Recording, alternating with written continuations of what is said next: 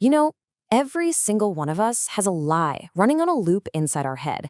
It's like a piece of code, right? A default setting that pretty much guarantees you'll quit, that you'll fail. Today, we're going to find that lie, drag it out into the light, and learn exactly how to crush it. And it all starts with a voice you already know, probably a little too well. Oh yeah, you know that voice. It's the universal signal of surrender. It whispers to you at the gym, it pops up at your desk when you're tired, it shows up during that difficult conversation. And every single time you listen to it, you're just reinforcing the idea that quitting is okay. You're teaching your own mind that its first impulse to just give up is the right one. So that's the real question we have to ask ourselves. Is that feeling of being totally empty a true reflection of what you're capable of? Or is it something else? A trick, maybe? A piece of biological programming designed to keep you safe, sure. But now, it just keeps you small. Okay, so to defeat this enemy, we first have to understand it. This isn't just about willpower or being weak, not at all. This is about a very specific, identifiable mechanism inside your brain. So let's break down the science behind that little voice telling you to stop. This is the enemy's name, the central governor. Think of it as a subconscious regulator.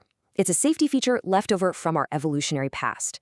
Its one and only job is to stop you from going so hard that you cause, catastrophic damage.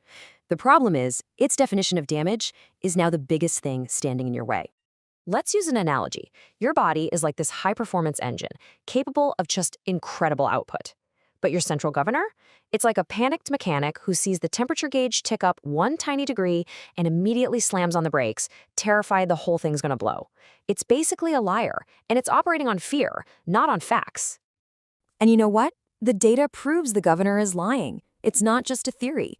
Studies consistently show that when athletes think they've hit total muscular failure, the point of absolute can't do another thing exhaustion, they often have 30 to 40% of their actual capacity left in the tank. You don't stop because your muscles are broken.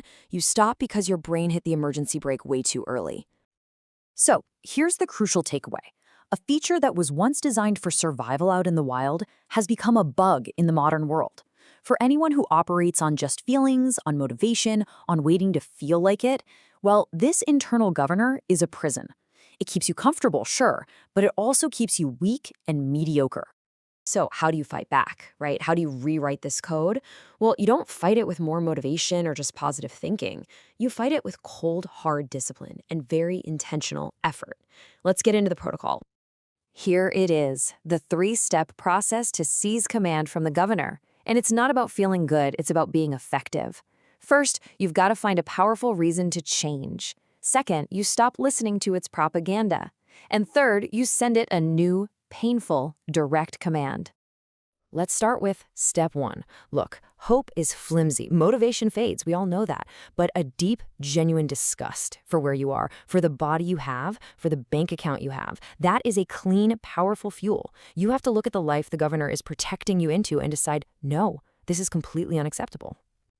Step 2 is to operate on data, not feeling. Your feelings are the governor's propaganda wing. They are designed to make you stop. So your counter-weapon is a predetermined contract with yourself.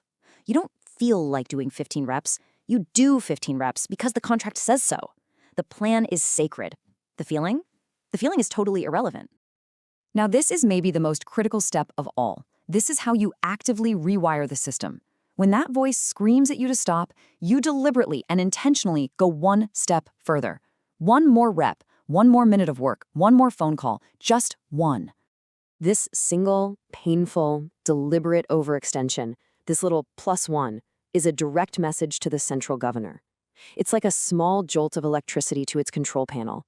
It says, hey, your opinion has been noted, but your command has been overridden. I am in charge now. Your old limits are obsolete. And you see, when you accumulate enough of those painful, intentional +1 moments, the governor's baseline starts to shift. It learns a new truth. That discomfort isn't a signal to stop. It's a signal that you are growing. You are taking command. So the next time that voice tells you that you're done, you have to look it right in the eye and reject the lie. You are not spent. And when your body is screaming and your mind is begging for relief, that's just the governor trying to reassert control. But you have to know the truth. You are not broken. The limitation that you feel is not a failure of your body. It's a failure of command. The real truth is, you're simply undisciplined. And that is a condition you can absolutely change. And that's the ultimate truth of all high performance, isn't it? The physical body is incredibly resilient. The real battleground, the entire war, is fought and won right between your own ears. The central governor will always be there, whispering for you to take it easy. But now you know its name, you know its methods, and you have the protocol to defeat it. Your mind is your kingdom. It's time to rule it.